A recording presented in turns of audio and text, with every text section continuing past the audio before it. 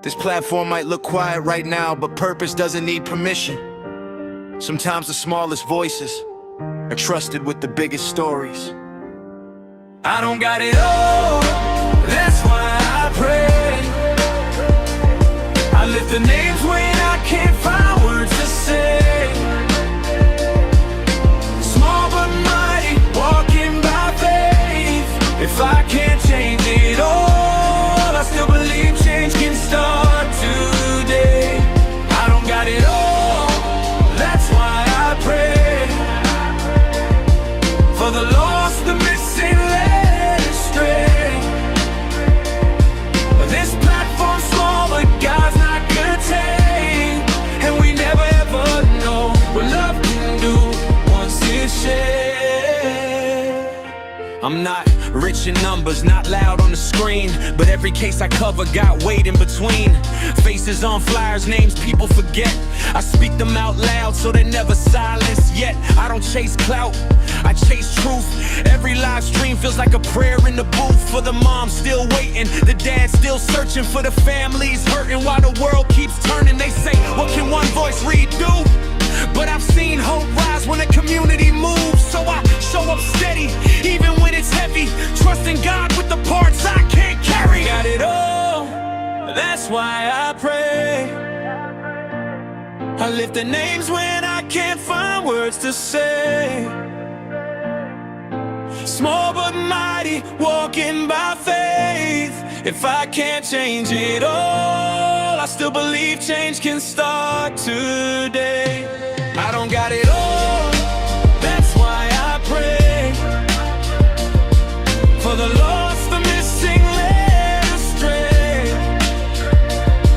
This platform's small, but God's not contained.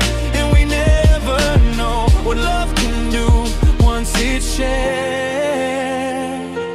Every time I go live, I ask one thing: send prayers up higher than algorithms. Because awareness is good, but faith goes further, and prayer reaches places we never could. I don't promise answers, I promise care. A space where compassion still lives right here. Victim-focused, truth-driven, heart-led, always standing in the gap on the hardest days. If you're watching this tired, scared or alone, I hope you feel seen through the screen in your home. Because God hears whispers, not just the loud, and He's working right now, even in the crowd. So we pray for the missing every single time. We pray for the answers in God's perfect time. Small seeds planted, faith multiplied. Miracles don't need a spotlight. I don't got it all, that's why I pray. Still believing God's moving, even today. Small but mighty, called by name. And I trust what He's doing even when I can't see the way. This is Mo and Cole. Say a prayer for the missing. Say a prayer for their families. And before you go, say your prayers. Take your vitamins. And remember, even something small can do really big things.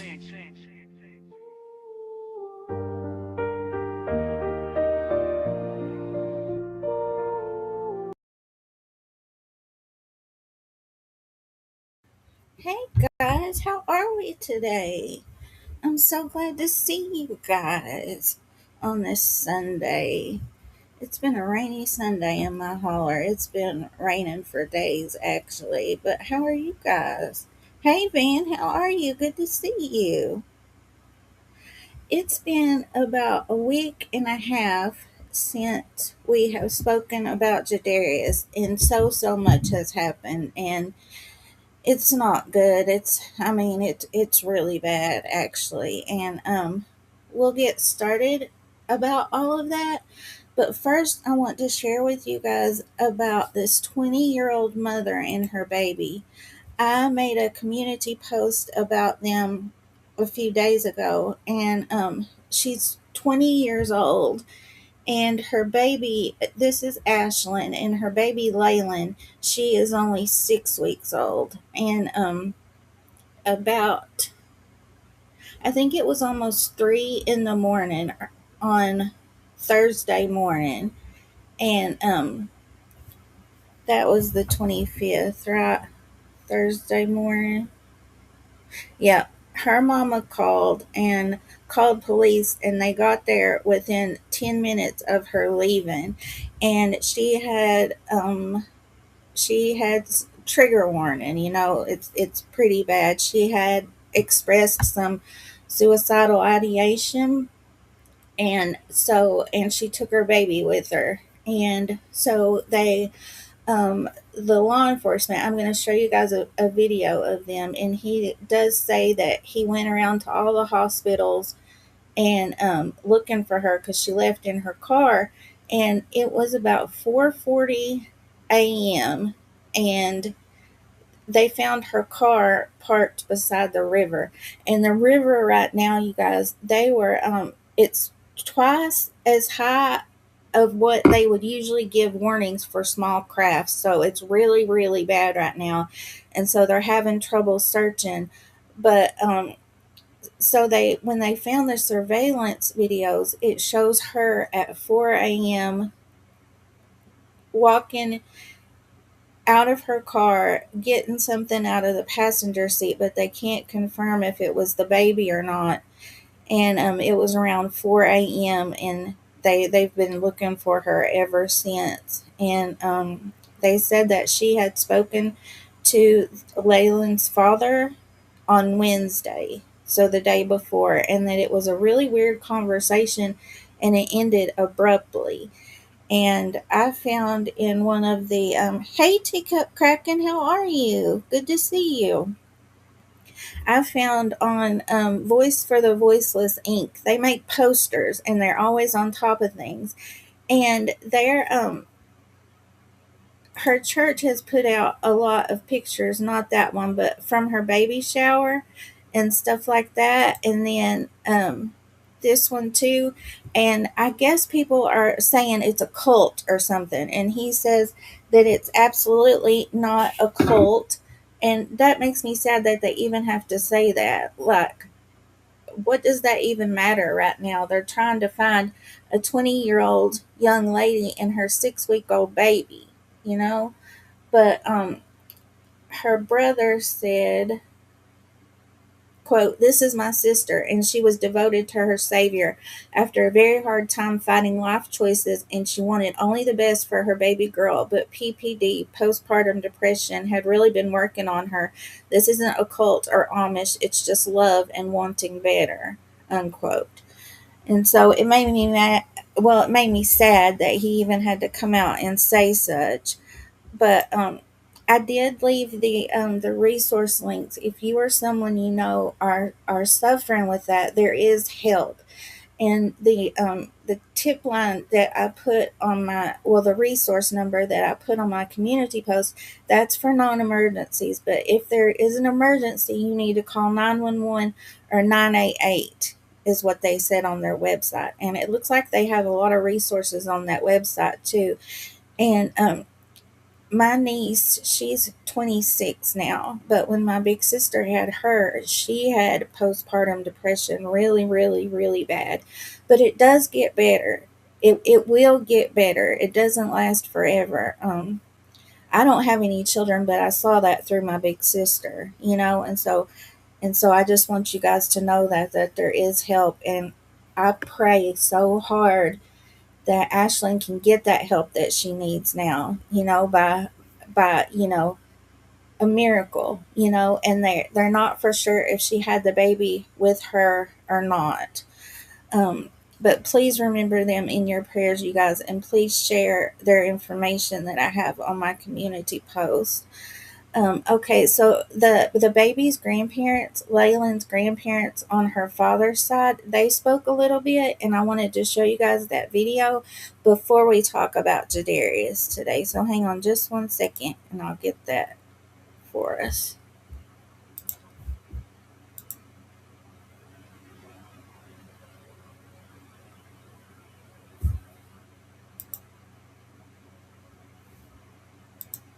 I had trouble with my computer last time, remember? But models. Thank you very much for joining us tonight at 5, everyone. I'm Bob Clausen. Laura has the evening off.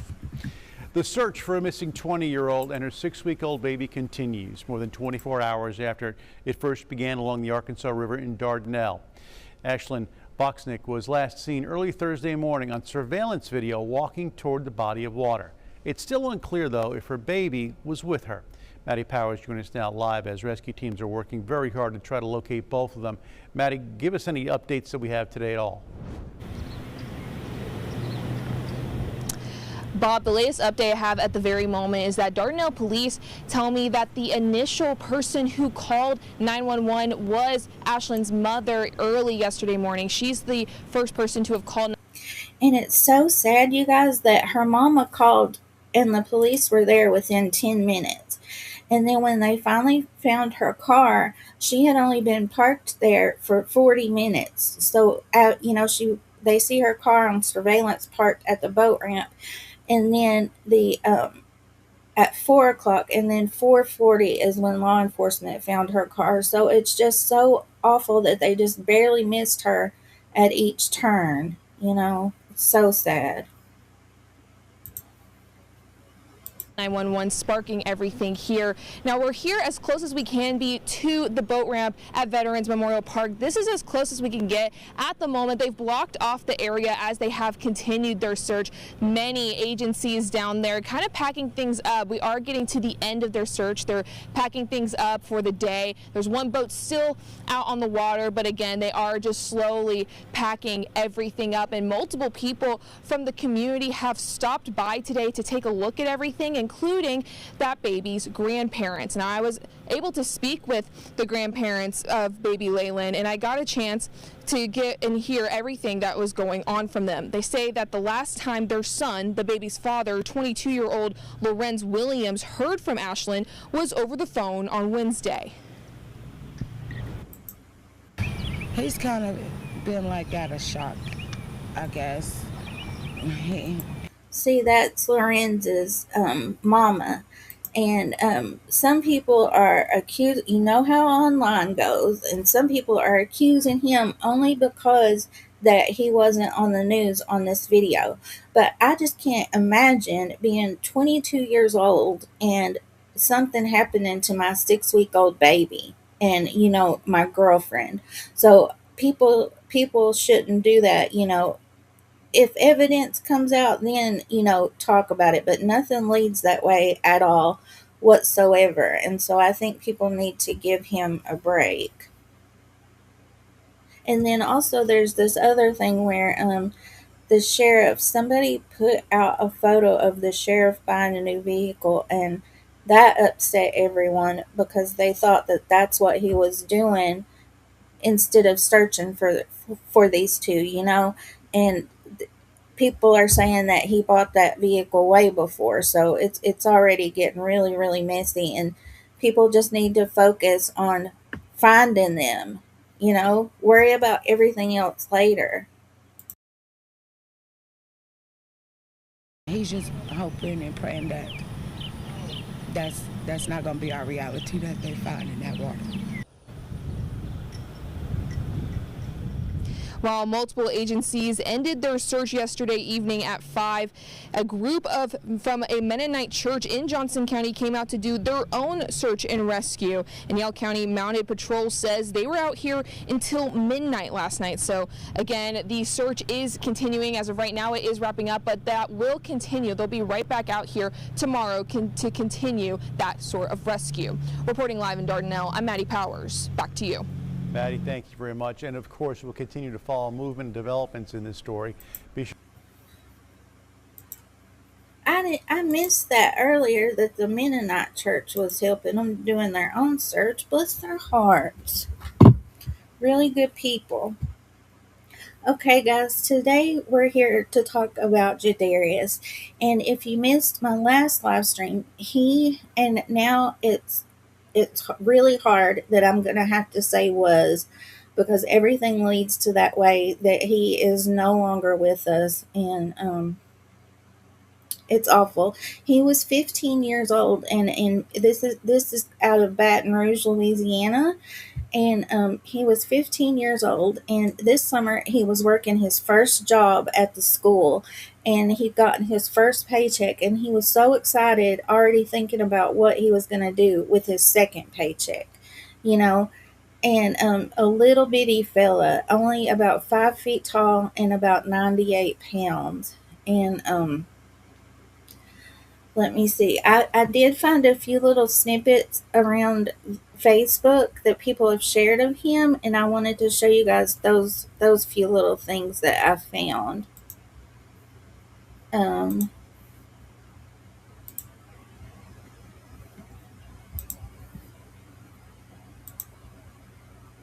because you know that I like to show the victims in life, because I don't ever want us to get desensitized about this, because these are, that's what matters. They're not fiction stories that we're reading, or long, what's that show called that has the dun dun dun at the beginning? You guys know what I'm, Law and Order.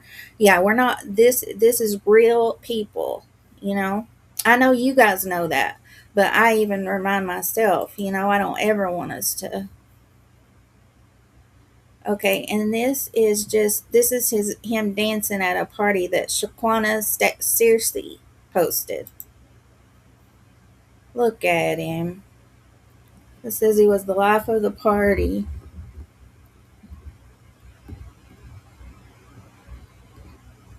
Hate this happened to you. See, itty bitty, even compared to his peers, he was really little. Oh, it makes me so mad when I tell you guys a little bit more about what happened to him. Now there is, let me see.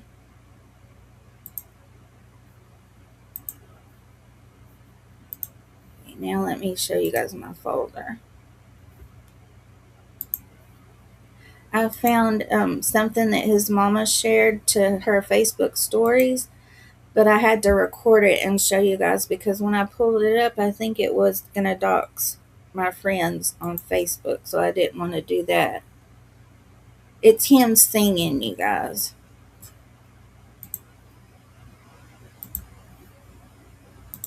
Oh, it's so hard to let go. We're gonna put you in a choir. But the God that I know, I'll never let you go. Oh, Oh, it's so hard to let go. We're gonna put you in a choir. But the God that I know, I'll never let you go. bless him. And then this was oh, I already showed you guys that one. And this one, let me show you guys this. Somebody that worked at his high school posted this picture, and let me read to you guys what she said.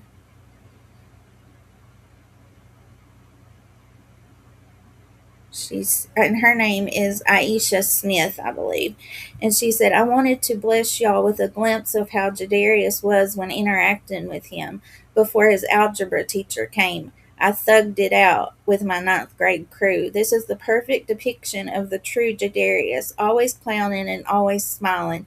He would try to act as if he was 7 feet, but I had to remind him that we were about the same height. Aww. On this day, we were going over classroom expectations. He was purposely adding things on the board like, you can eat in class all of the time, get the answers from ChatGPT, etc. At this moment, he had just thought of something that he knew was the complete opposite of what his group should write. I pray for his parents, family, friends, teachers, and staff who had the pleasure of knowing him. This is how I choose to remember him. Breaks my heart to think of him anything other than happy. Pray for him and today's young adults. They often endure so much. Bless her heart. I'm glad that she shared that with us. So there was a longer press conference, not this past Wednesday, but the Wednesday before that. And so I wanted to show you guys, just we won't go through the whole thing, but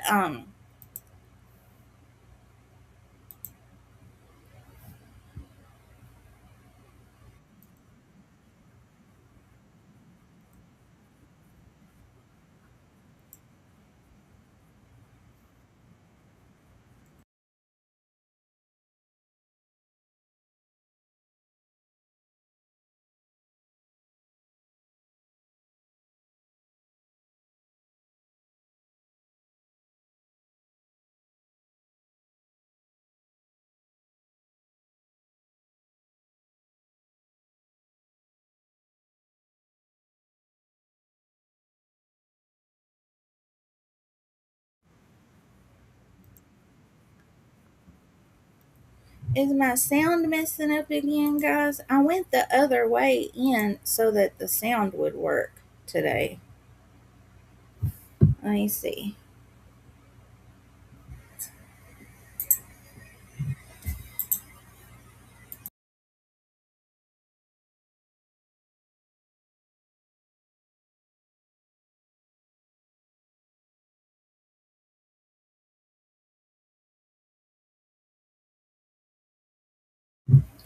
I don't know how to fix it, guys.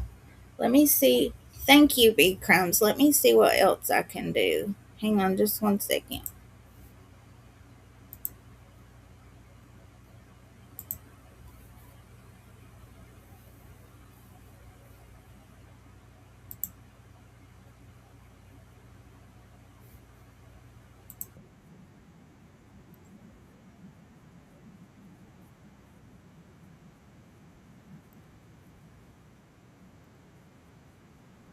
And city leaders say it only adds to the urgency and of need to find Minnieweather. For nearly 2 weeks, community members have been searching for 15-year-old Jadarius Minnieweather. Today, city officials and family thanked everyone who has stepped up. I want to thank everybody for every prayer, for all the boots on the ground, all the efforts, all the tips that are coming in. But there's someone, or more than someone out there, that knows more. The Baton Rouge Police Department. That was a lady that was in. Thank you so much, B Crumbs. I'm not sure why that it does me that way. Sometimes it'll work on going through Bubble Up, and sometimes it won't work. It won't work on YouTube, so I'm not sure what's going on with it. But I think that was a family friend called Tabitha that they said, and there had been no arrest on this time. It was the Wednesday before last. And remember Maurice Parms that was arrested for let me find the exact charges in my notes. Let me see here.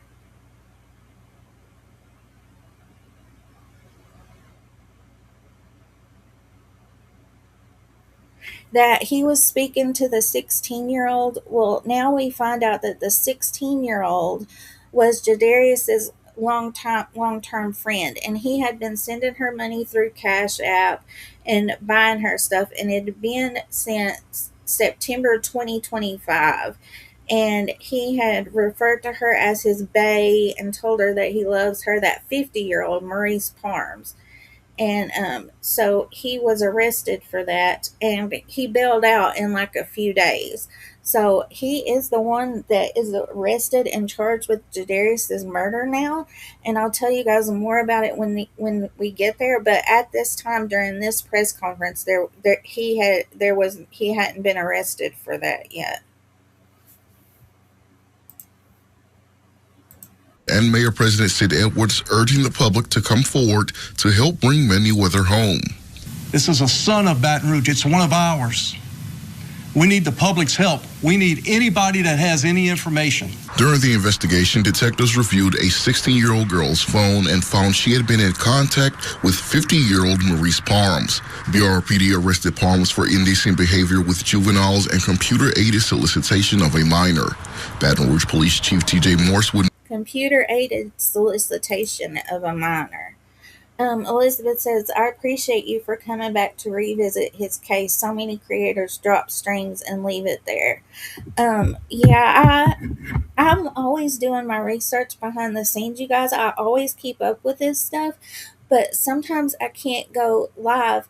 You guys know I have the social anxiety really bad, and so I try, but I'm always doing stuff behind the scenes. And in Jadarius's case, the mayor says that he is the son of Baton Rouge, and his case just really touched my heart. Hey, Carl, good to see you, buddy. How are you? So good to see you. not say whether Parms was a person of interest in the disappearance. We'll say when it has to do with the arrest of Mr. Parms, early on in the investigation, we of course did interviews, we collected evidence.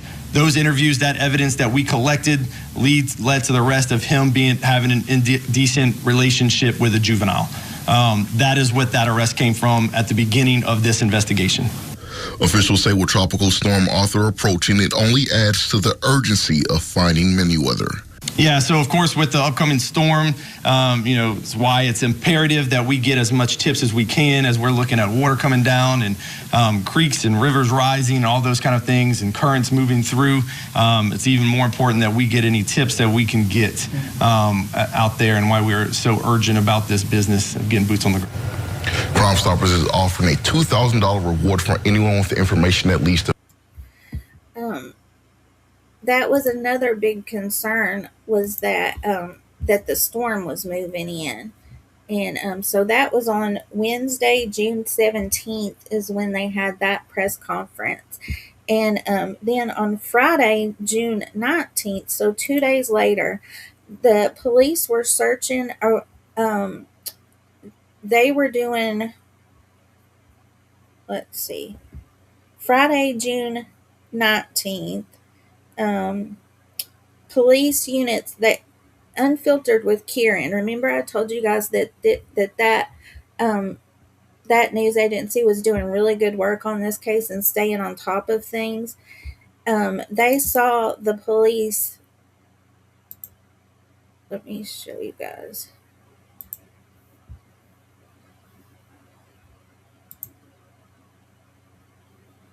They saw police doing different searches around the town, and they knew that something was going on, right? And this is Parm's house, and people had broken the windows and stuff, it seems like. So they conducted more search warrants the next day, but they got a warrant to arrest him on Friday night around 10:30, and Saturday morning on the 20th they did arrest him, and they conducted three more search warrants that they found more information. And so now I wanted to show you guys the press conference that shows where he was arrested, and you guys watch this. And I'm gonna play another video, so if you guys could give me thumbs up or a heart if the hey Judy, how are you? So good to see you. If you guys could give me a thumbs up and let me know the audio's working, I would really appreciate it. And watch, you guys, when he is getting into the vehicle, the news people, they ask him if he killed Jadarius, and he shakes his head no. So keep an eye out for that.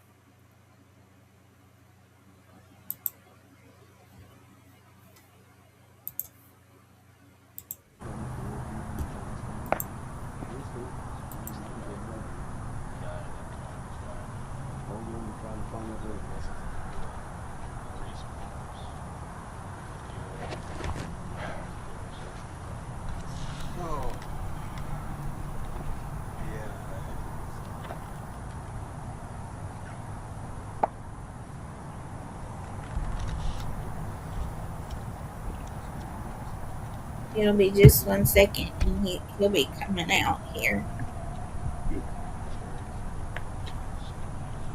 And they said the search warrants that they conducted on this morning, that they got more evidence to prove to. This is when he gets charged with first-degree murder.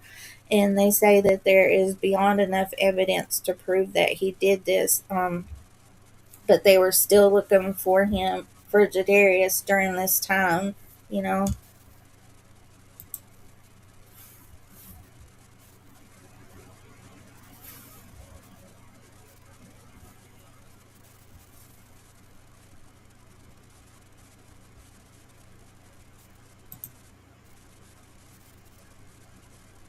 Wait just 1 more second, guys, right here.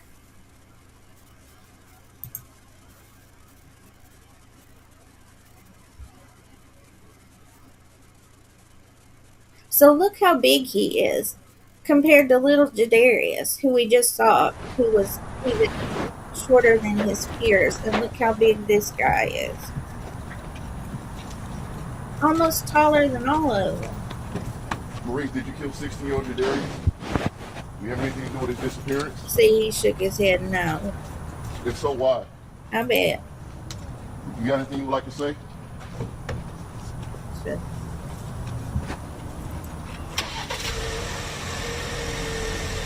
Hey, Adrian, how are you? Good to see you.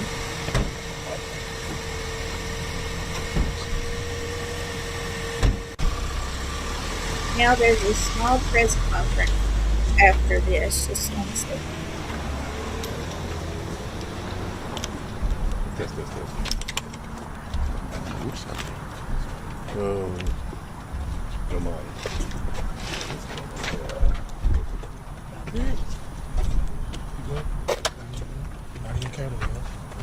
Appreciate you.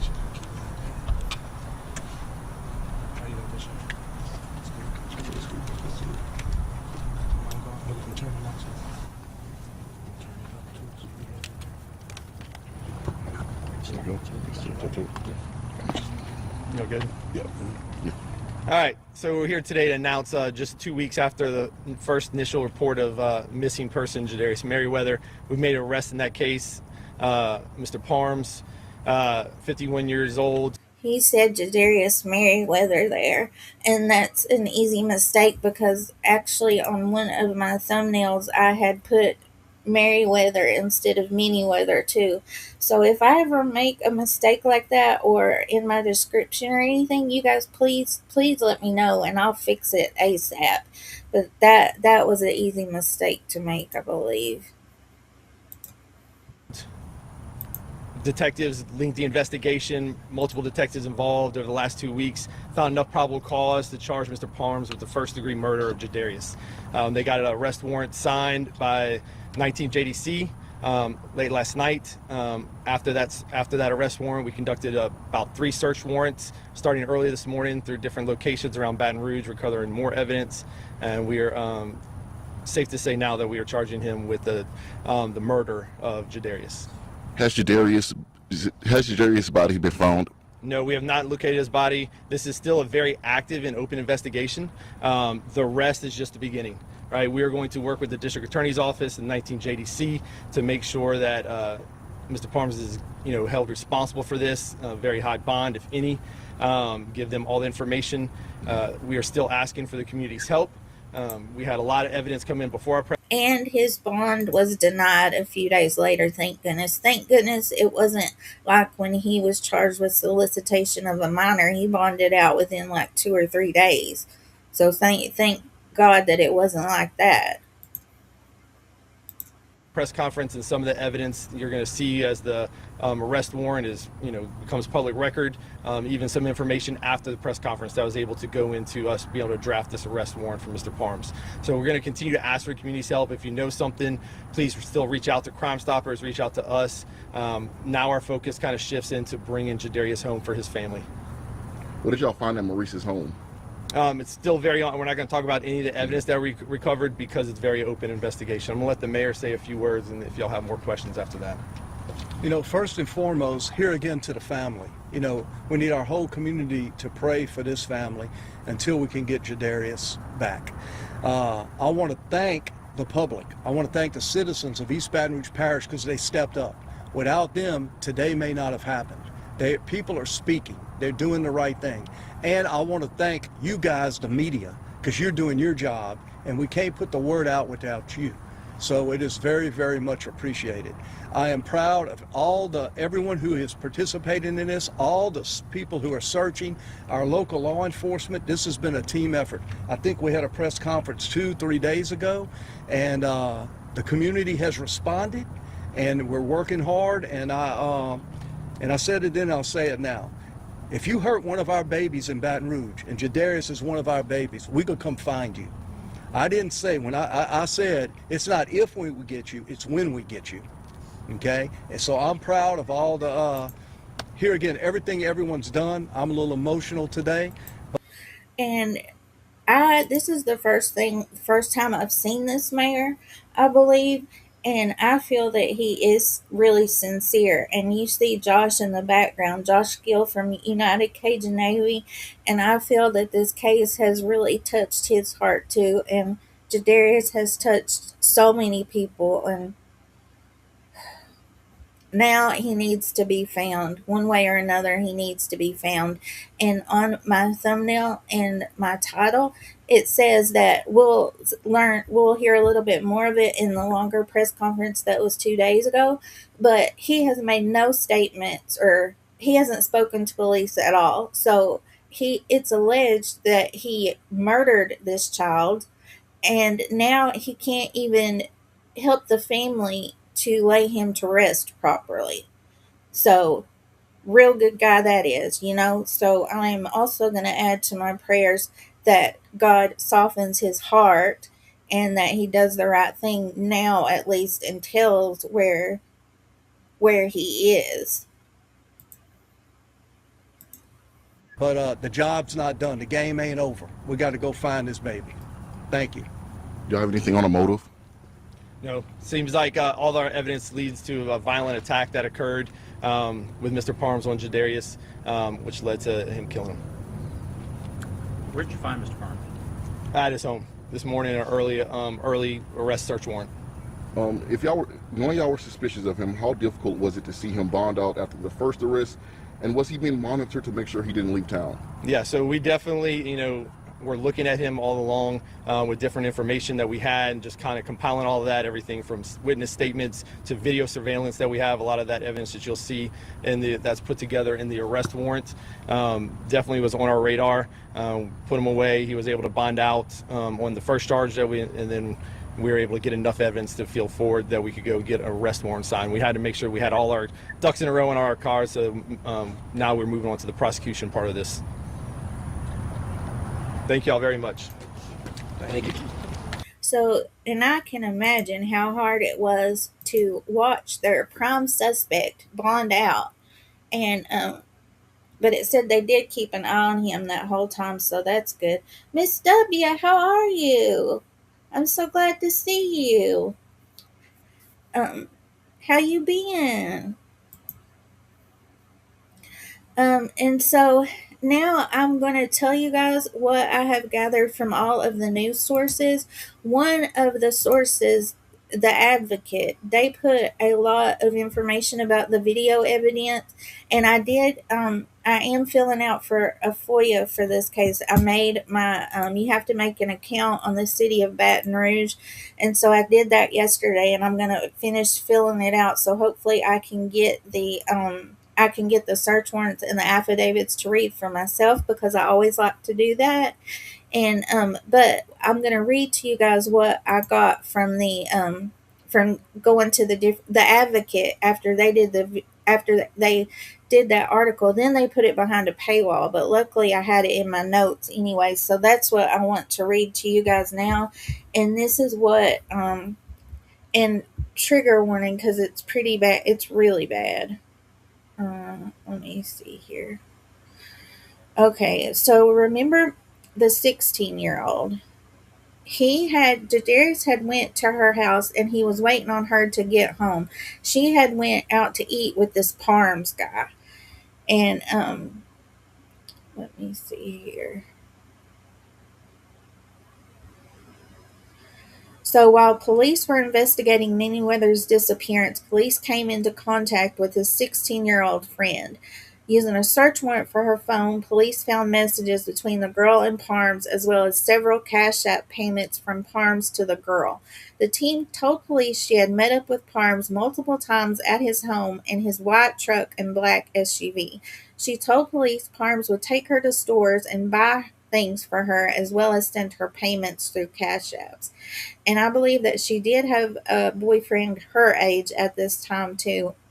And some people are saying that he was also at the residence when this happened, but nothing, that's just been said on the streets. But in talking to police, an arrest warrant was issued for Parms on June 10th. So remember, Jadarius was last seen on June the 5th, the early morning, about 2 a.m. on that little black and red bicycle in the ghost town area of Baton Rouge. And they say that this is a bad area for crime. for counts of indecent behavior with juveniles and computer-aided solicitation of a minor. In talking to police, Parms admitted he had been at the residence on Bradley Street on June 4th. Parms said he met Minnieweather only briefly and left soon after the encounter. However, police said security footage contradicted Parms' account and showed Parms riding from the scene of the crime on a bicycle that is similar to one used by Minnieweather. So he stole the kid's bike, too. Minnieweather was last seen around 2 a.m. June 5th on Bradley Street in the Foster and Winborn area, police said. His family says he has not been seen since. A warrant outlines that Minnieweather went to visit the 16-year-old girl, a longtime friend of his who lived on Bradley Street, on a small kid's bike on Thursday evening, June 4th. She was out to grab some fast food with Parms, the warrant said, so Minnieweather waited on her. Parms and the girl later arrived at the home in a white 2014 GMC Sierra 1500. So also, guys, if you live in this area, look back on your Ring camera and things like that for the 2014 white GMC Sierra 1500. And Minnieweather and Parms apparently got into a very tense disagreement over how the older man was acting toward the 16-year-old girl. Parms then left and returned to his residence. All statements of those interviewed were in accord with each other. This was confirmed from all witnesses, according to the warrant. When Parms was questioned about his whereabouts for June 4th into June 5th, the warrant says Parms told officers he was at the location for a short time and left shortly after 2300 hours, so 11 p.m. Parms stated he went home and did not leave his residence again until the next morning when he left for work. However, officers say surveillance video contradicted his statements. Officers then relied on cameras to follow the victim's route back home in the early morning hours of June 5th. They were able to determine where something may have happened, preventing him from coming into camera view. During daylight hours, officers said the location had evidence of blood stains. The warrant says surveillance video showed officers a tall male riding the kid's bike, getting off the bike, and throwing it into some bushes. The tall black male is then seen taking off a black mask, gloves, and a t-shirt. He then throws these items into several garbage cans. So they have got a lot of video evidence in this case. So that seems like that, that's really, really good to have. Carl, I like that cat. Don't you talk about my cat. It's a ginger cat. It's unique, like me. We love it. Let's see here. Detectives say they immediately recognized the man as Maurice Parms. Parms was, that's good, so they could immediately recognize it was him. So it must be pretty good video. But it says Parms was then seen walking back toward the direction of his home, which is a short walk away. From there, officers said they were able to see Parms allegedly wiping areas of his truck down with a rag. The warrant said officers did find evidence of Parms wiping blood evidence from his truck. These stains were a larger amount of blood which had soaked into the area. This corroborated the witness' statement of how violently the tall black male was beating the smaller person, the warrant said. So they do have witnesses to the fight too. Why didn't these people stop this? I'm glad that they're speaking up, now. But I just don't think I could sit by and watch somebody do that. Detectives believe that Minnieweather was caught in a confrontation with Parms where he was killed in this struggle. It is believed that Parms stashed the body, that he threw away evidence, came back to retrieve evidence, and possibly the victim's body, and transported them elsewhere in his mentioned vehicle. So this is the video footage that I had in my notes that the advocate put behind a paywall. So it says security footage obtained by police showed Parms left his residence early on the morning of June 5th in his white truck and returned within an hour. Detectives obtained a search warrant for Parham's cell phone, which showed the phone was left at his home during the time frame where he was seen leaving the truck. Wasn't that just convenient? He just happened to leave his phone at home. How many times do we leave our phone at home? Well, my mama, she does leave her phone at home sometimes, but at least she has her watch so I can keep up with her. That little thing going all around the town, and I can't trace her. Oh. But how premeditated is that to leave his phone at home? Mm-mm. It also shows that Parms was at home when he is seen on foot and riding a small kid's bike from the scene of the crime. Detectives were able to narrow a location down to where it was believed Minnieweather was possibly attacked. Detectives obtained video of a tall black man dragging a garbage can to a spot in the 3200 block of Conrad Street. They also found video from a minute later of a man matching Parm's body type riding a small kid's bike away from Conrad toward Charles Street. A tall male also was seen getting off the bike and throwing it into some bushes. He is then seen taking off a black mask, gloves, and a t-shirt, which he throws into several garbage cans. And I'm not sure if it's in my notes, but how awful is it that the trash ran in this area at 6 a.m.? So Jadarius was last seen around 2 a.m. All this stuff happened, and then the trash was collected at 6 a.m. that morning. Let me see here. Additional video showed Parms in his truck as he returned to the garbage cans to retrieve the shirt, gloves, and mask, police said. He then returns to his residence and is seen wiping down areas of his truck with a rag. Another witness describes observing a tall man beating a smaller person while a kid's bike was in the middle of the roadway. Detectives were able to locate blood that had soaked into the ground. Oh my goodness. That shows how violent this was, that there was so much blood that it soaked into the ground. Detectives obtained a search warrant for Parm's truck, which tested positive for the presence of blood. During the investigation into the teen's disappearance, police came in contact with a 16-year-old girl. So then it tells about what happened, with her phone and stuff, and then it says Police Chief T.J. Morse said police gathered additional evidence on the previous 24 hours, executing 3 search warrants at locations in town.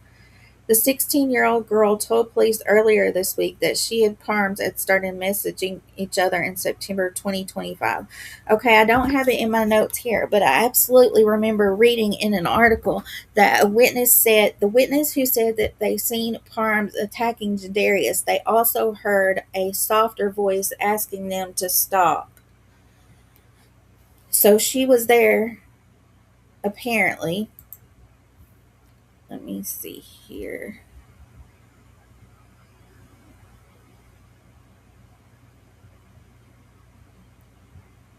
So now it comes to, let me see here.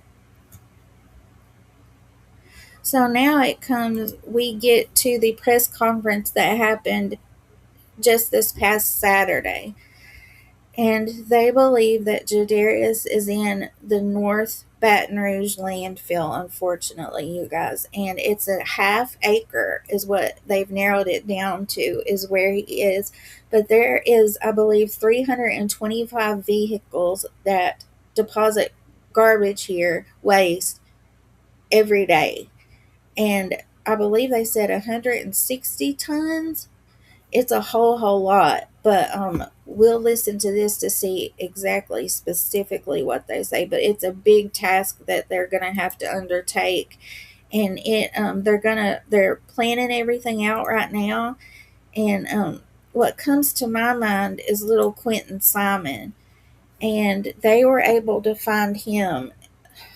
I hate even talking about this, you guys. We shouldn't even have to talk about kids and trash.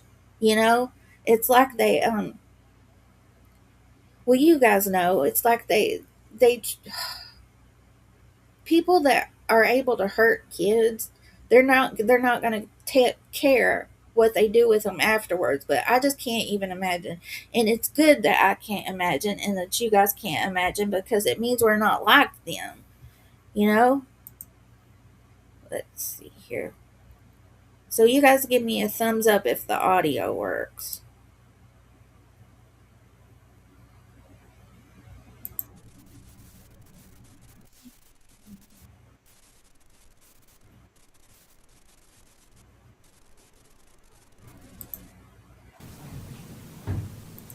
Of this case and everything we're doing. I also want to acknowledge the Minnieweather family who is here with us today.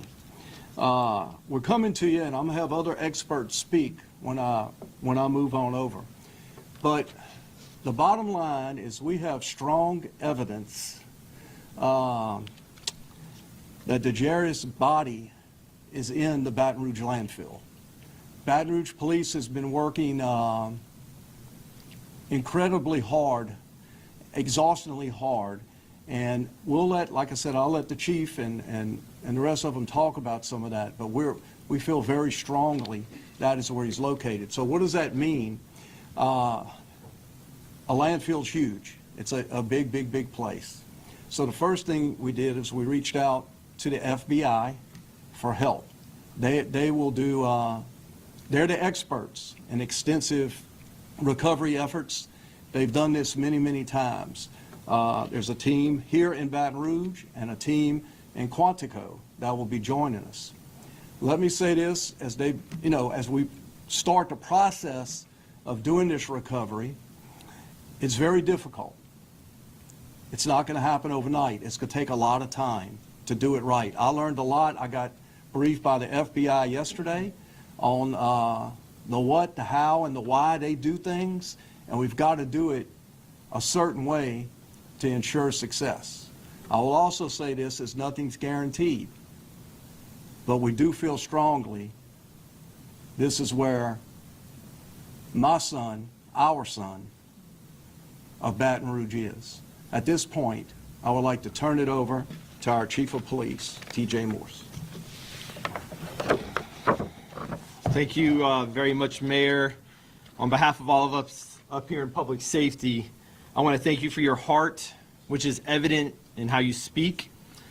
I also want to thank you for that same heart that shows your support of public safety and how you continue to support us with the resources in all of our efforts, especially now, while we try to bring Jadarius home to his family. I feel compelled to go back a week ago to the arrest of Maurice Parms and start by setting straight some facts and dispel some rumors and false information that have been circulating online and in our community. The arrest warrant was signed on Friday night, June 19th, around 10:30 p.m. Subsequently, the Baton Rouge Police Department arrested Parms Saturday morning and served 3 search warrants to gather additional evidence. Let me be very clear. No, we have not yet located the body of Jadarius Minnieweather. Yes, we are pouring everything that we have into the search for him. No, Maurice Parms. Okay, guys, I have to show you something right fast. I found it. Hang on just one second. I got a bunch of tabs open, so it said right here, the affidavit also says a softer voice begged the tall man to leave them alone and stop hitting them. So this is where I got that a softer voice was begging the tall man to stop what he was doing. So I believe this was the 16-year-old girl. And remember that TikTok that I showed you guys that I believe was her? I can't verify 100% because it wasn't there when I looked for it. But it says she knows the truth, and Jadarius knows the truth, and she's tired of getting blamed for stuff. I just hope, I'll say this, I just hope that anybody and everybody that is involved in this in any way, before, during, or after, I hope that they face justice, complete justice. I'll just say that, and you guys catch my drift. You feel me?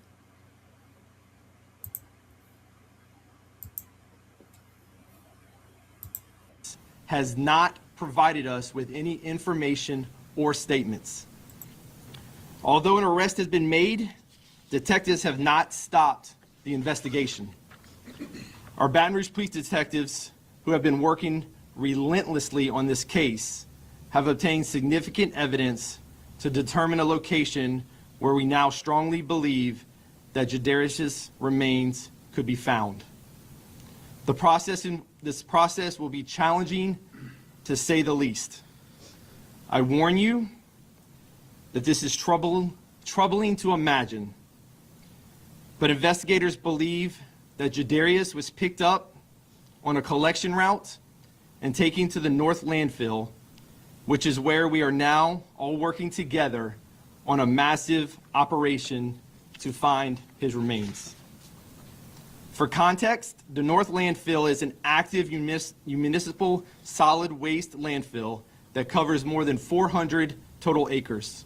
On average, the facility receives just about 1,600 tons of solid waste each day from roughly 325 different. So 400 acres, all those tons, and then 325 vehicles, so they narrowed it down to half an acre, which that doesn't seem like a lot, but that is a lot. And wonder how many feet down they're going to have to go and stuff like that. And then they're going to talk a little bit more about how toxic it is there. And a lot of people ask, well, can't they get cadaver dogs in there to help search? And no, I don't. I looked into this one time, and let's just say my Google search, if anything ever goes down, I'm in big trouble, because I look at all kinds of stuff. And I remember looking at it once, and they said that the dogs, they would get stuff in their paws, and all of those fumes and smells and stuff would just be too much for them. And so they can't do that. And then they're going to go on to say that it's like when the Twin Towers fell, and the searchers were in there on their hands and knees and going through it all by hand, and that's unfortunately what they're going to have to go through. So it's going to be a big undertaking, and they're getting everything together, and they said that it should begin on June 13th. Collection vehicles. These vehicles unload into designated spaces called disposal cells. In coordination with Waste Management, who operates the facility, we have been trying to isolate and reduce our search area, and believe that the cell we have to search makes up nearly a half an acre. Chief Kimball with the Baton Rouge Fire Department will go more in detail about the danger and challenges that a search like this presents. But knowing the sheer complexity before us, we sadly know that success is not guaranteed. To increase our odds of success, though, the agencies here today are working in close collaboration and have also reached out to the FBI Evidence Recovery Team and the Louisiana National Guard, who will be sending resources to assist in the search operations. I want to make it very clear, we are handling this location as an active crime scene. We are advising everyone, media included, to stay away from the area. We are also working to restrict airspace above that area. In addition to our paramount mission of bringing closure to this family, we are also focused on the safety of our search workers and the recovery of any evidence that may be used to assist in prosecution. I want to again thank everyone, our community, our mayor, our first responders, that have all helped us get to this point. While it's not at all what any of us have hoped for with this search, we are a step closer to hopeful recovery and more closure for this family. I ask that you all continue to lift up this family and everyone working to find Jadarius. Please respect the family's privacy, avoid the spreading of false rhetoric and theories, and any questions should be directed straight to the Baton Rouge Police Department. I'm going to now hand it over to Fire Chief Kimball so that he can speak on the search and recovery operations. Thank you, Chief Morris, and thanks to the mayor for this opportunity to come together as one collaborative team of public safety of the city of Baton Rouge to work on this mission of bringing this young man home. The roles and responsibility of the Baton Rouge Fire Department is going to be to assist in the incident management side, to assure that all assets are on the ground working collectively to move forward, and also from the hazardous materials. Every dump has every household, human waste, you name it, as you all know, is a nasty environment that these men and women are going to be put into to conduct this search. The process is going to be very methodical. If you can go back in your minds and think back when the Twin Towers collapsed, days after you watch people going through hand by hand, item through item to try to identify anything.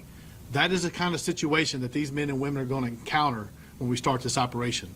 There's a lot of planning that has to go into to prepare the safety of the men and women working, as well as the methodical criminal component side of it for the evidence that needs to be recovered. As well as it's a hazardous material environment. There's opportunities for hazardous gas to be there. We want to make sure our people are in these environments are protected. The men and women conducting this operation will be in full insulated suits, respiratory protection. As you all know, it's 95 plus degrees out there right now on a good day. They're going to be out there in these suits sweating. We have to make sure for their safety, but they're all there. Oh man, I didn't even think about how hot it is and having to be in all that PPE and stuff.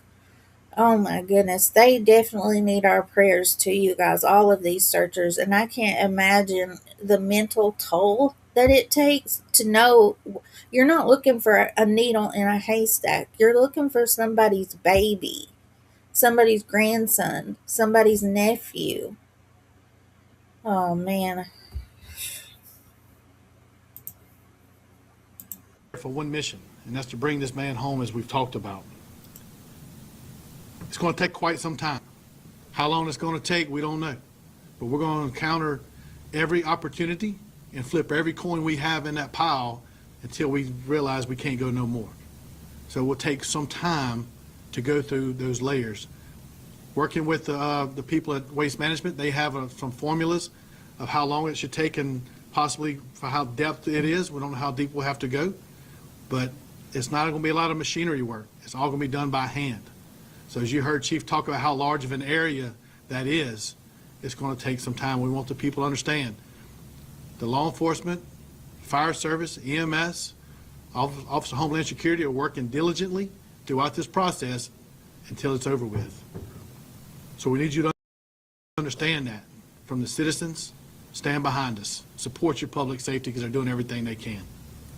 I'd like to turn it over now to District Attorney Hiller Moore.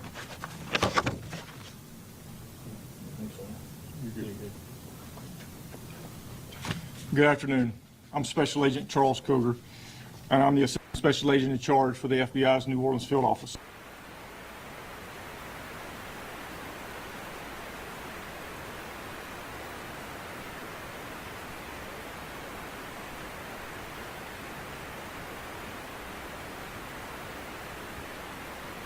Well, I don't hear anything.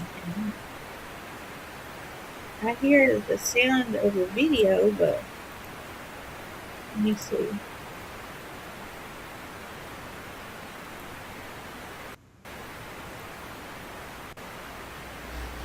The New Orleans Field Office is committing personnel and resources. It was their microphone and it come back in. But how awful is it that they have plans in place to do this? They shouldn't have to know how to do this, but it's happened so many times that they've developed a plan of action how to do this. How awful is that?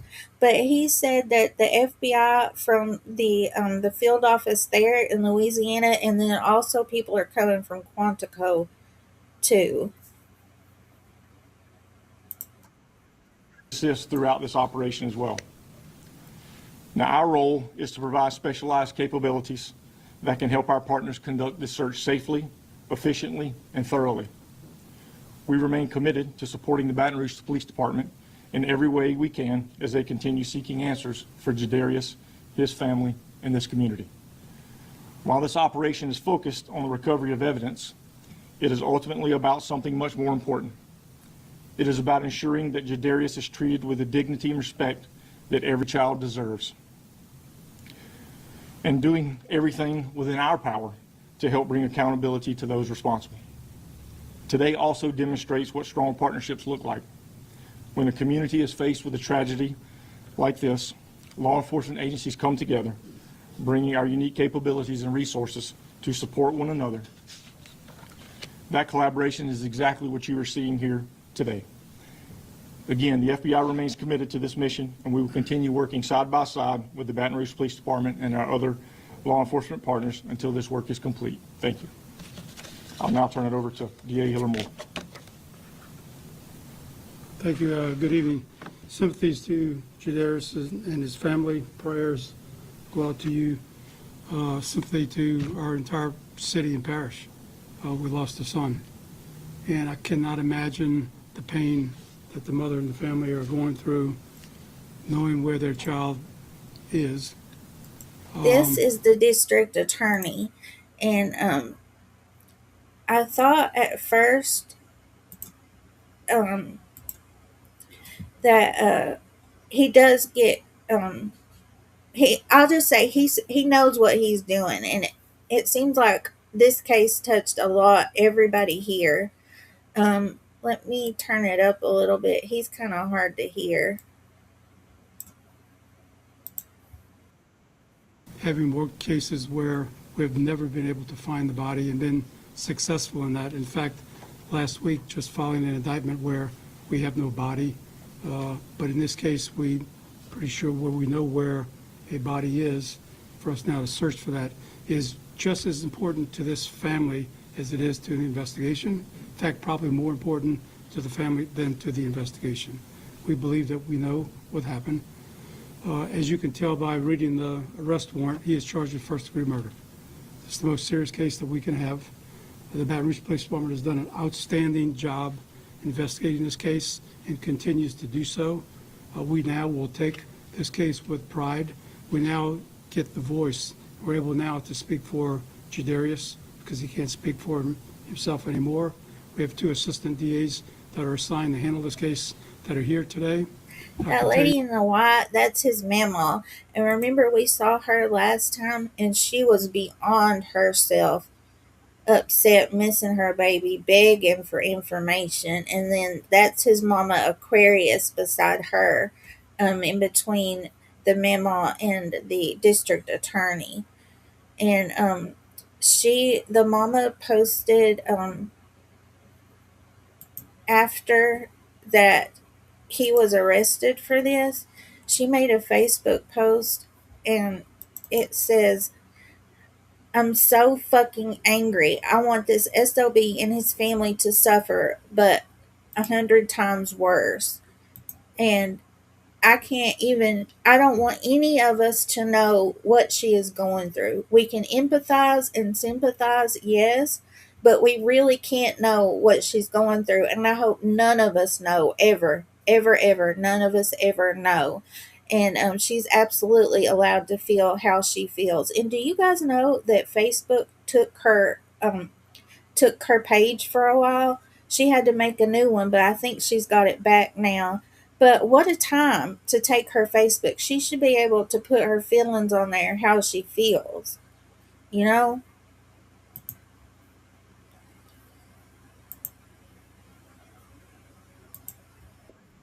Despite constraints, the people in the office begged and wanted this case. Can I have this one?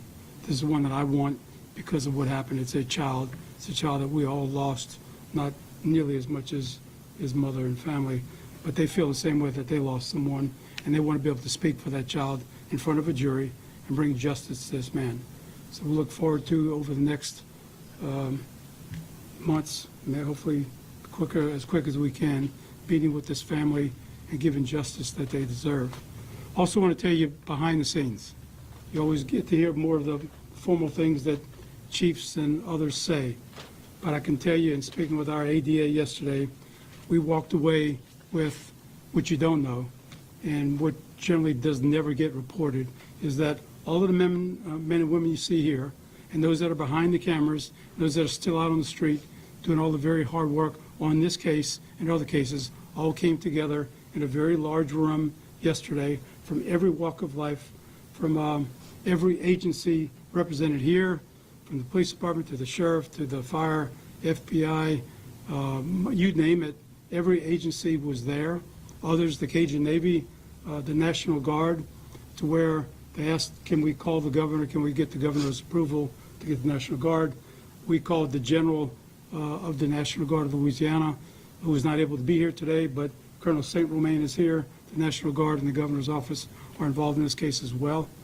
We are all committed, but just the humanity that this group of people who are hardened law enforcement folks gave to this child, that they want to see him given back to his mother, is really moving to me, and that's generally what's not seen by the news and on the other side. So that was an extremely important part that I saw. The family was not able to see that, but everyone is pulling for us to do well, and please work with us when we go through this really arduous process. Thank you.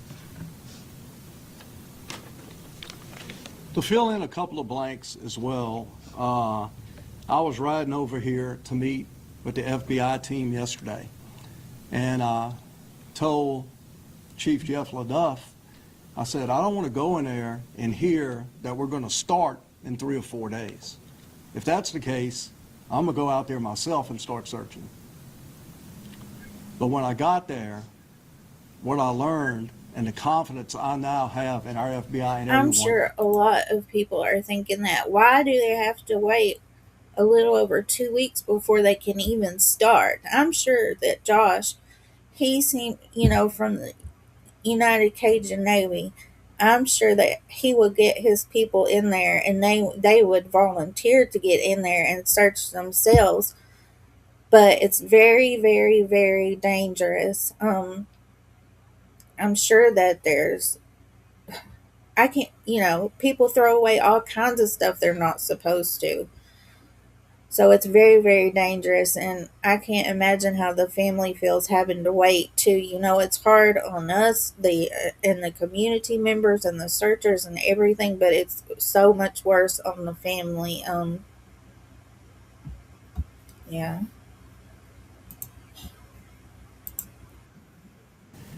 At the end of the day, I'm going to say something that may surprise some people. A recovery effort of this magnitude takes massive time. Right now, the time frame is on or around July 13th to actually be starting the recovery process. Now, they're working every day. They're doing something every day. They're setting it up. They're getting it done. But I didn't understand that as I was traveling to this meeting. I didn't know. But after going through it and after seeing other searches and being in other landfills and all the things I learned and I saw, we now fully understand. So we're certainly asking for the family. Can you imagine them, their patients? It's the public's patients, as well. I know that we're not going to speak, but if y'all would just step up 1 second with me right here. This is what it's about, Baton Rouge. A mama and a mama. It's been 20 days. But what we want to tell Baton Rouge, just like this young man, your son, your grandson has become everybody's baby in Baton Rouge. And that's powerful. So I want to thank all the community, everyone who have given tips, helped out, aided, and know going forth that we're going to be successful. I want to call out a couple of other names for a message to Baton Rouge. Allie Rice, 2022. Janessa Case, 2019. Josephine Jackson, 2024. Shaquinta Scott, 2025. All open cases. Here's some successes. If you picked up the Advocate this morning, you saw that Thomas Klotz, a cold case from 40 years ago, was figured out in the last day. Devin Page, another one of our Baton Rouge babies, in 22. I'm going to have to go back and look at these names that he said. Those are names that I haven't heard. I don't know if you guys have heard, but that's sad too that it's not getting the attention that it deserves. And I haven't seen anybody else speaking about Jadarius on YouTube. I'm not saying that they aren't. I think I might have seen one other video, but that makes me really sad too. That's the age-old algorithm that we can't figure out is why some cases get all kinds of attention and others don't. Like about Ashlyn and her baby. It's sad. Message is to the perpetrators out there, to the people that do this deal, we will scorch the earth and turn over everything we can to find you and to find out what happened to our fine citizens, in particular our babies in Baton Rouge. Nothing will be held back. I have a request. The family, who's some of the strongest people I've ever seen, will not answer any questions. I ask you please not to follow them with a camera. Please do not call them as the weeks progress. We need that respect in our city, respect for this family. Okay, they'll be talking to us and they know we'll be talking to them, but we're asking for that peace for them. With that being said, we're open for any questions and whomever you may like to ask a question to. Thank you.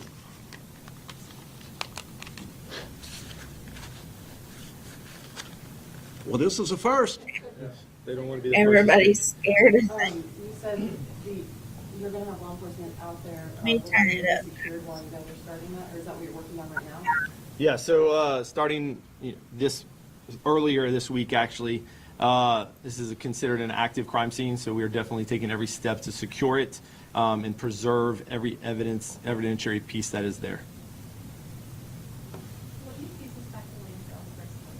The hard work from our detectives, not because it's an open and active investigation, I'm not going to go into the exact evidence that we received, but the evidence that the detectives, through their very thorough investigation that they were able to uncover, led us not only to the landfill, but to as exact of a location there that we could get.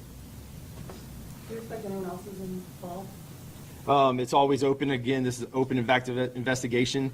Go back to even after we had an arrest warrant for Maurice Parms, we did 3 more search warrants. We've been out gathering more evidence, more information, both going to help One video that I saw said that they found evidence at Maurice Parm's home that morning after he was arrested that showed that they believe what happened to Jadarius. So, and the resource numbers are on the ticker across the bottom of my screen and also in my description. If there's any more information that anybody can give, please step forward. Like Maurice Parms was arrested for the online solicitation of the minor, but he bonded out within 3 days. And so I know people are upset that maybe the 16-year-old girl wasn't given all the information that she could give, but we don't know. Maurice was out, he was only away for 2 days. So we don't know what kind of threats he told her or how scared she was. And so that's a possibility, but he is in jail now with no bond.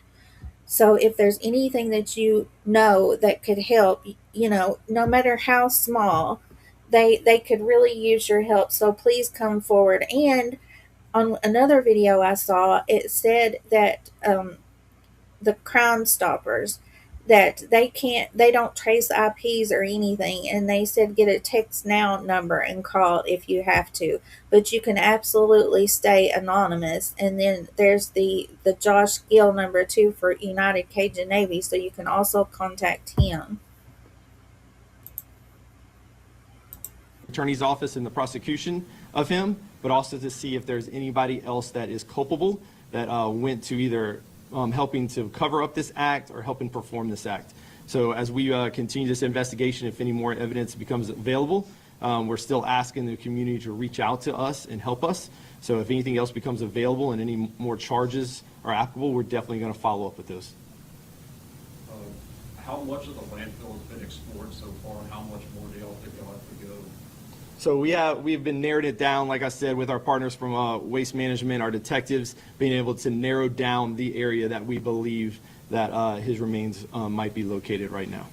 Have you done any searching yet, or is it just in the preparation stage? Some preliminary searching and gridding out. Everything is very much preparatory. Right now, all the moving parts and pieces, like Fire Chief Kimball advised, the dangers that go into it, the machinery that we have to get up there, the personnel to get involved.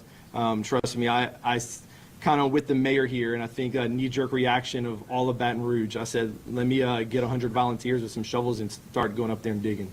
But it is just absolutely impossible to do that. It is not practical. It's impossible to be able to carry out something like that. And so we are going to do it correctly.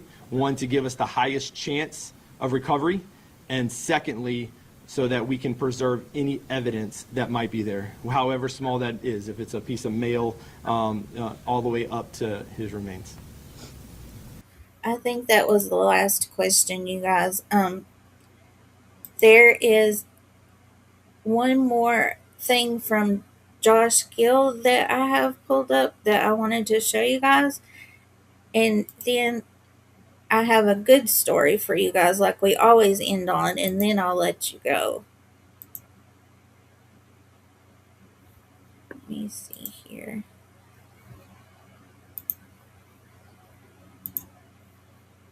Plus on foot, 3,500 acres. 50 miles on foot, 3,035 acres cleared since June the 5th. Well, he was reported missing on the 6th. Cleared. Hundreds of dumpsters, hundreds of garbage cans, countless empty lots, countless buildings. Went in some places that are sketchy as you could imagine. Just looking for Jadarius Minnieweather. And he's got a name. It's Jadarius Minnieweather. Everybody needs to say it. That's part of Baton Rouge. Guys, we don't stop. We're going to keep supporting the family, supporting Baton Rouge Police Department, as well as supporting the mayor's office. It's a tragic event, but the community needs to come together on this. And hopefully we can provide and be that conduit to do that. I've walked the streets. I've talked to the people. It's a great community. And this is just an absolutely tragic event for Aquarius and Joanna and all the family. Anything that we can do, you have my number. Reach out. I don't care if it's 2 o'clock in the morning. I'll answer the phone. However we can help. Again, United Cajun Navy doesn't give up. We keep on doing work. Thank you. 50 miles plus on.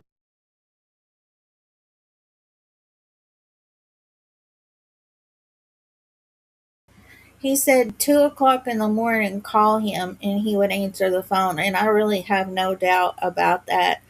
I think that they were also the ones that were, remember little RJ Davis, the 12-year-old that had ran away from the awful abuse at his home. I mean, I did get the affidavits in that case, but they were so bad that I didn't even want to tell you guys about the monsters that he lived with, that he ran away from. I mean, so bad. And his stepdad that was charged with all of that, deleted himself, so didn't even face justice. But anyways, I believe that was the same group that was there that found him. And so I do believe that they are sincere, and they're trying their very best. I wanted to read to you guys a post that he made also, that Josh made also.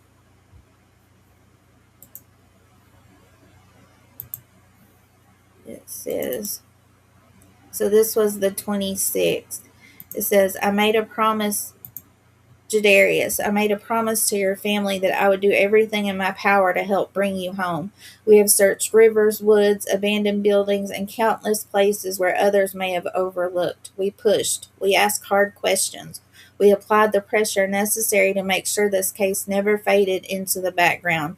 We have the area narrowed down. Help is on the way. Although I never had the chance to meet you, I feel like I've come to know you through the love of your family and the determination of everyone searching for you. We are not giving up. We will keep searching. We will keep pushing until you are brought home.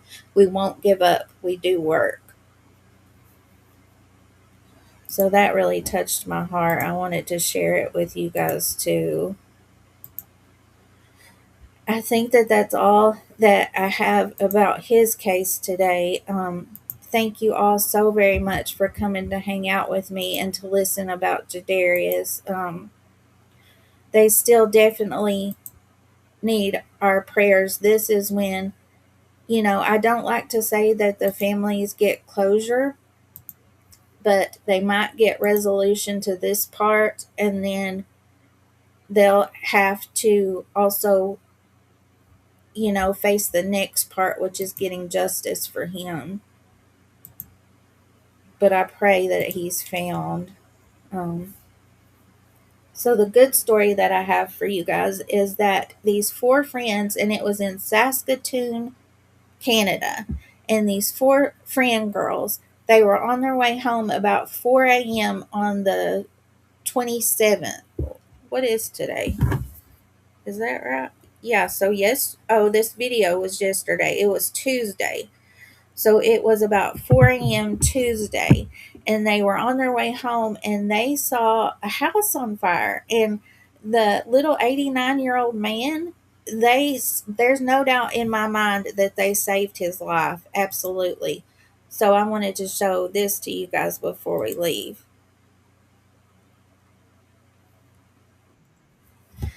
Let me see. This one opened up straight to YouTube, so let's see if it will have sound.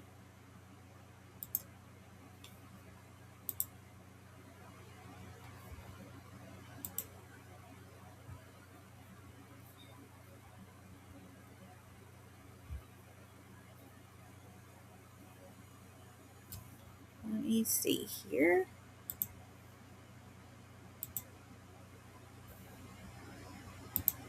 We begin tonight with four friends who were at the right place at the right time when a home went up in flames Wednesday night in the Park Ridge neighborhood. Keenan Sorokon has more on some quick thinking that turned into a rescue. It's a drive home these four friends will never forget. Tuesday night at about 1:45 in the morning, they saw flames coming from this home and quickly turned the car around and went into action. Me and Amber ran right out. Keenan Sorokon has more on some quick thinking that turned into a rescue. Of the car as soon as we could, and we ran straight to the house, straight to the neighbors to knock on the doors, get everyone out. As another friend called 911, an 89-year-old man answered the door, wondering what all the noise was about. Unaware the upper floor of his home was on fire. After walking him out the door to safety, Lucas learned he happened to be awake taking medication. Which was very crazy timing. We couldn't. Yeah, so they just happened to be going by at 4 a.m. Four little friend girls, and if he hadn't been awake taking his medicine at that time, they might have not been able to wake him up. It might have been too late, and they didn't stop there by getting him out. They also went back to get some of his belongings, and that really touched my heart too. That wasn't the smartest thing to do, but they really wanted to help this little fella. Imagine really if he was asleep at that time. But as the man realized what was happening and feared he may lose his home and sentimental possessions, Lucas wanted to help. I felt it was my duty to run in and grab as much as I could because I knew I still had time. She came out seconds later with an armful of family photos, a blanket, and some medication. But that's when she saw the car in the driveway next to the burning home. We went back in a second time, grabbed the keys real fast, shut the door, and then moved the car around. Amber Harper, who stood at the doorway while this happened, says that's just Lucas's nature. She is always the one to just go for it. It wasn't even a hesitation. Fire department is investigating the cause and estimating damages. After a couple of days of reflection, the girls are thankful they were in the right place at the right time to help. It's unreal that we were able to do that. Right timing for sure, just like putting us in that place at the right time. And handling the situation calmly and with poise that took all of them by surprise to ultimately rescue someone from a burning home. I don't think any of us second guessed what we were supposed to do. I think we all just kind of jumped right into action. Keenan Sorokon, CTV News, Saskatoon. Good morning. We're taking. Let me share that with you guys too. I couldn't share. See, that time it worked through YouTube, the sound did. So I don't know what's going on. just giving me trouble.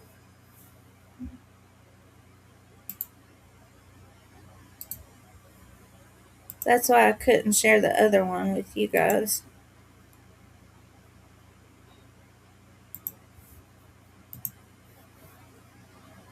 Let me see here. If I had to show you guys all the buttons back here that I got to figure out, you'd be very, very proud of me. Absolutely, Judy. Absolutely, he was. Bless him, bless him. Thank you guys. I think that that's all that I have for you guys today. Thank you so, so, so very much to come hang out with me and listen about Jadarius. And I'll definitely keep up with his case and hopefully, that he's found and they can have a proper burial for him. And Maurice Parms, we need to pray that he has a change of heart at least and can at least tell, so that they know they're looking in the right place at the very, very least. We don't pray for vengeance. That's, God says vengeance is his. So I don't pray for that, but I pray, that he has a change of heart. Okay, I think that that's all I have, and I'll play us out, and don't forget to take your vitamins and say your prayers, okay? I love you all. I'll see you next time. Bye-bye.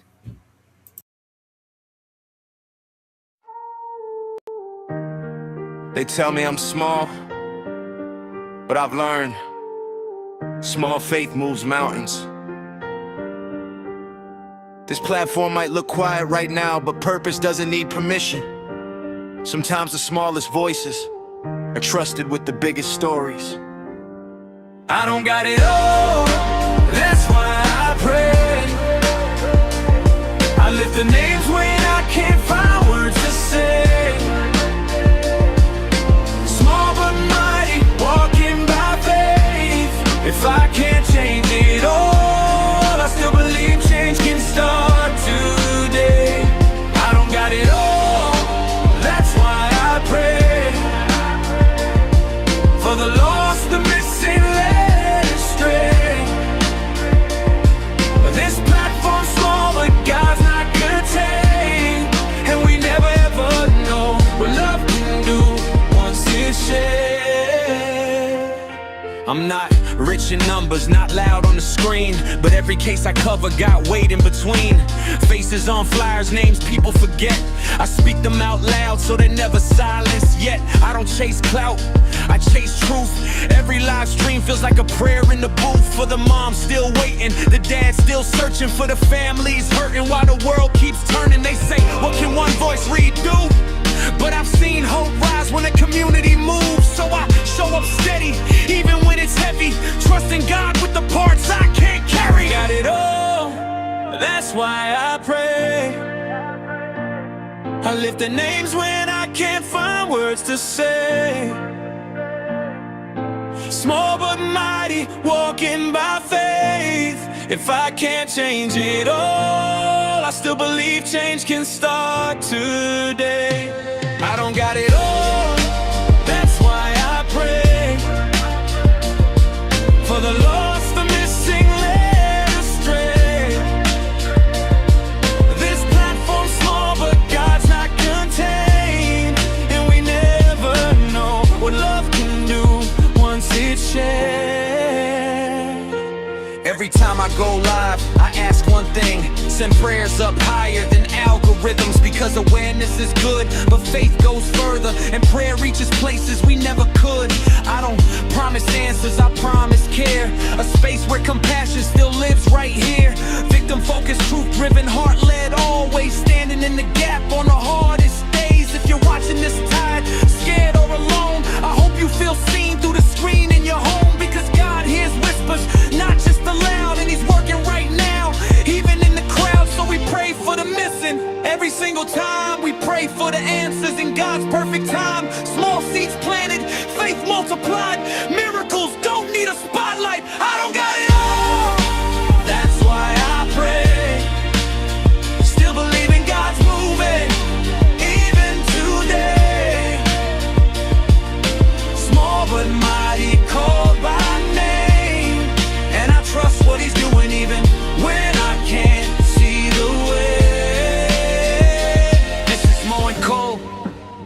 Say a prayer for the missing. Say a prayer for their families. And before you go, say your prayers. Take your vitamins. And remember, even something small can do really big things.